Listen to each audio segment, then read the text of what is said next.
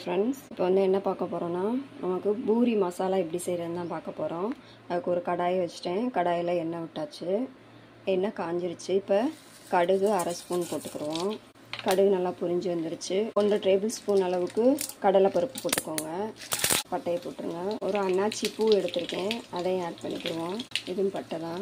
2 கிராம்பு எடுத்திருக்கேன், அதையும் ஆட் பண்ணிக்கிடுவோம். பச்சை மிளகா இந்த மாதிரி நான் கீறி வச்சுருக்கேன், அதையும் ஆட் பண்ணிக்கிடுவோம். வெங்காயம் வந்து ஒரு நீட்டு வாக்கில் கட் பண்ணி வச்சுருக்கேன். ஒரு பெரிய வெங்காயத்தை கருவேப்பிலை கொஞ்சம். ரொம்ப வதக்கிற வேணாம், லைட்டாக கலர் மட்டும் வெங்காயத்துக்கு சேஞ்ச் ஆகட்டும். மஞ்சத்தூள் வந்து ஒரு பிஞ்ச் அளவு சேர்த்துக்கோங்க. கறி பொடியை பச்சை வாசனை போகிற வர லைட்டாக வதக்கிக்கோங்க. ஹோட்டலில் எப்படி இருக்குமோ பூரி மசாலா, அதை விட நம்ம டேஸ்ட்டாக பண்ண போகிறோம். கடலை மாவு பொடி 1 ஸ்பூன் அளவு எடுத்துருக்கேன். இதை வந்து இதிலே போட்டு நல்லா நம்ம மிக்ஸ் பண்ணி விட்டுருவோம். தண்ணி கரைச்சி நம்ம சேர்த்தோம்னா அது டேஸ்ட் இருக்காது. இந்த மாதிரி நம்ம நல்லா அப்படி மிக்ஸ் பண்ணி விட்டுட்டு இந்த பச்சை வாசனை போகிற வரைய வதக்கி விட்டுருங்க. எண்ணெயிலேயே வந்து கொஞ்சம் திக்னஸ் கிடைக்கும். நம்ம தண்ணியில் கரைச்சி ஊற்றும் போது அது வந்து திக்னஸ் கிடைக்காது, நமக்கு ஒரு டேஸ்ட்டும் இருக்காது.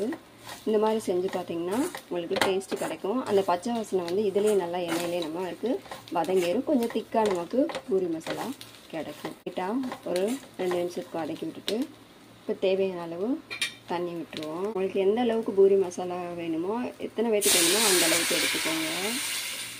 உப்பு தேவையான அளவு ஆட் பண்ணிக்கோங்க. மிக்ஸ் பண்ணிக்கோங்க.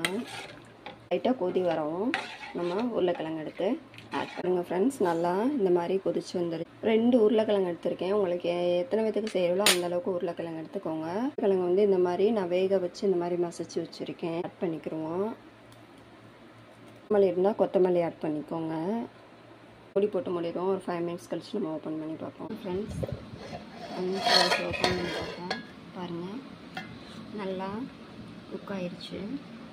அவ்வளோதாங்க, மசாலா பூரி ரெடி ஆயிடுச்சு. ட்ரை பண்ணி